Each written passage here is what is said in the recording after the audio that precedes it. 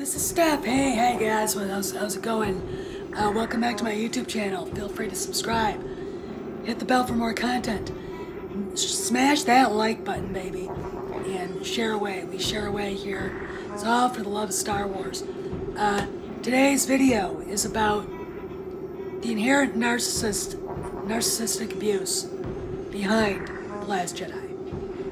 So enjoy. Hey guys, it's Stephanie and welcome back to my YouTube channel. As you can see from the preamble, the preview, I'm going to talk a little bit about the narcissistic abuse in The Last Jedi. Because since it's the weekend that this abortion has graced, it's 1 year anniversary weekend that of the abortion's appearance on the cultural scene, and most people have been talking about what a piece of shit it is. I thought I would add a little more. I watched a movie, or a YouTube video, by a YouTuber who calls his channel Delusion to Truth. Now this guy is a conspiracy theorist. I am not. But the video that he did on The Last Jedi is dead on. He basically calls it out for being a narcissistic, abusive film, action, by a narcissistic person named Rian Johnson. And it's really funny. You'd think that narcissists would repel each other, competing. Now, I'm going to tell you this. They don't really like each other, but they kind of cluster around each other like, you know how stars are born in a nebula, the gas nebula, and you see baby stars forming? It's kind of like that. You have a narcissist on top, and the rest of them kind of swirl around this person, getting the largesse that he or she chooses to give out to them. And the biggest narcissist here is obviously Kathleen Kennedy. And when you look at everything she's done with Lucasfilm, to the Star Wars franchise,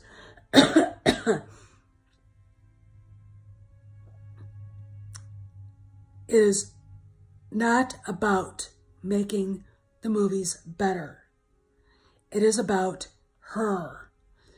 What she wants to see up there. Not what the fans want, not what makes sense.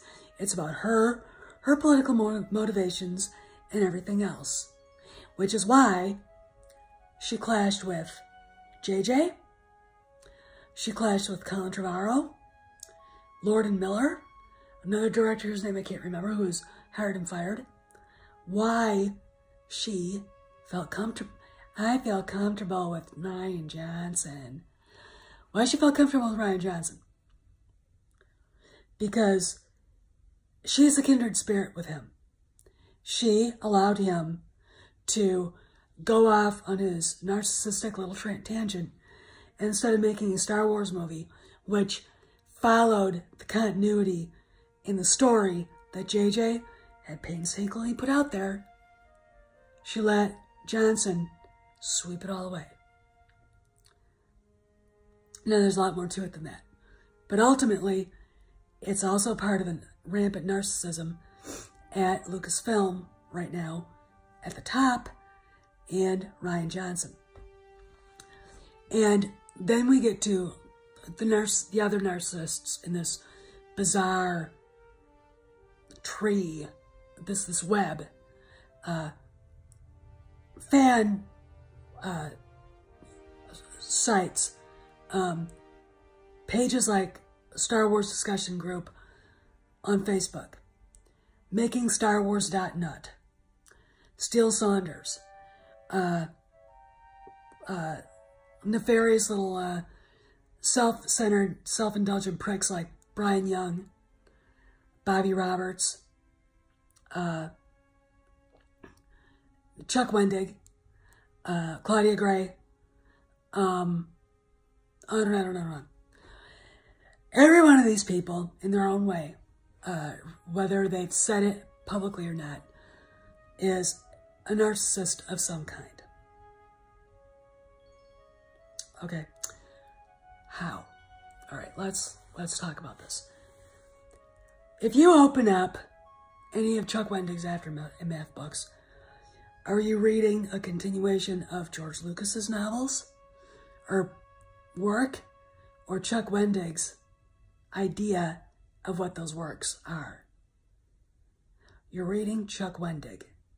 You're not reading Star Wars. When you open up Bloodlines, you're not reading a continuation of Han and Leia's story. Mostly Leia, because horror of horrors that Claudia Gray would ever write about an alpha male. Okay. And she wouldn't know what to do with one if she had one. Not that any one of alpha males that I know would ever touch with a 10-foot pole. She's pretty hideous. You don't see Star Wars. You don't see the Leia we knew. You don't see the Han we knew.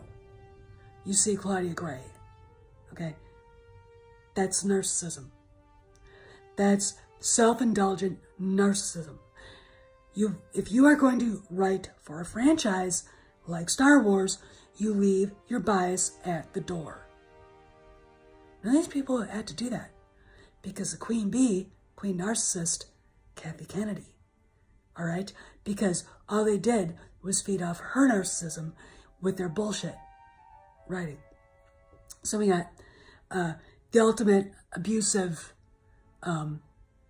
tool, The Last Jedi. Narcissists go out of their way to hurt people. They know what they're going to do is going to cause drama, conflict, and Rian Johnson knew it. He knew he was going to split the fan base. Not split. It's pretty much 75% are like, fuck you. And the 25% are like, oh, Ryan, it's such a masterpiece. No, it's not. It's a big self-indulgent blowjob to himself, and that's what it is, okay? And it's a big ass-kissed Kathleen Kennedy and her forces female shit, okay? It is literally everything that is opposite of Star Wars. The middle of the trilogy should always be the darkest one. It has to tell the story. It has to continue the story. The story goes like this. All right, remember New Hope? Where we were up here, the boys won, got their medals from Leia. Everyone went, yeah. We get to the Empire Strikes Back, and it's going down. Luke gets beaten up by the Wampa. Han goes to rescue him. Empire attacks. They keep sliding down. Han and Leia get chased to the asteroid field. Luke goes to Dagobah to meet Yoda. Yoda starts teaching him the deep truths about the Force. Okay? Going down, down, down. The very pit is the end. We don't know how they're going to get Han back. Luke had been wounded badly in a fight, and he just discovered the worst thing he could ever hear, that Darth Vader was actually Anakin Skywalker, his father. Okay. We got none of that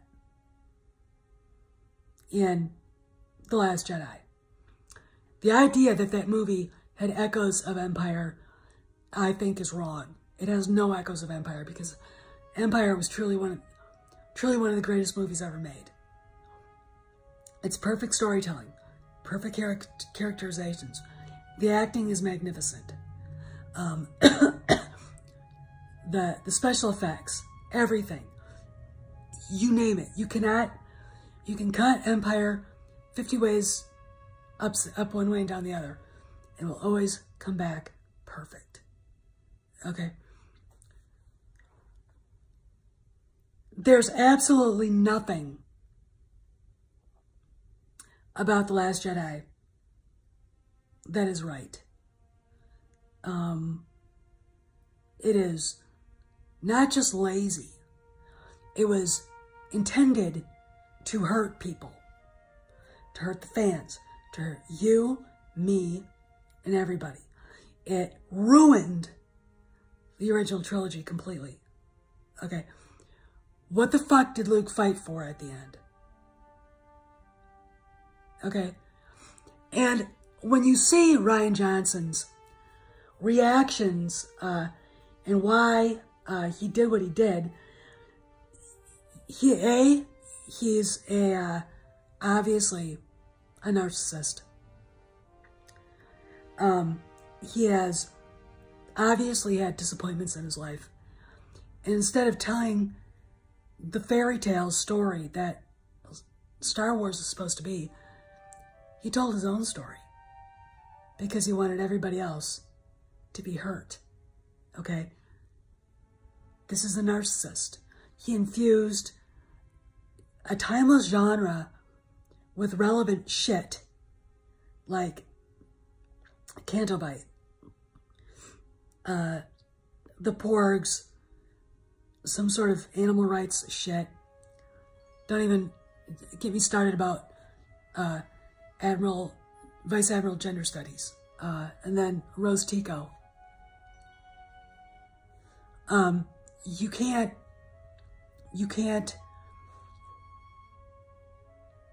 not see that. That the movie isn't about Star Wars. It's about Rian Johnson. It's about him going out deliberately to fuck it up and being allowed to by Kathleen Kennedy, because everything he put in there reflects her views, her political views, which are irrelevant. It's Star Wars. Okay. So I'm going to leave the video in a pinned comment from Delusion to Truth. I subscribed to his channel just because I love that video so much, and because as someone who has survived narcissistic abuse, I know it when I see it, and it's the first time anybody actually put into words and something that now is obvious to me about The Last Jedi. It just tears it apart. And it's something that needed to happen. So I want you guys to watch it. Leave a comment in the comment section. And, you know, this is a bad 1-year anniversary. Are we winning? Yes. Does it look like it? No, but I know we are. When you know that Kathleen Kennedy is blaming everybody else but herself for her own stupid decisions, you know, A, she's a narcissist. B, we're winning. Okay. So this is Steph. Signing out. I'll see you. Hey guys, I hope you enjoyed that video. And please take the time to watch Delusion to Truth's video in the pinned comment. I think you'll learn a lot. He brought out some things that I knew are true, but just didn't really think about. So I hope you enjoy watching that too. Leave a comment, and feel free to share this around. And again, thank you for coming by, dropping by. I'll see you around the galaxy.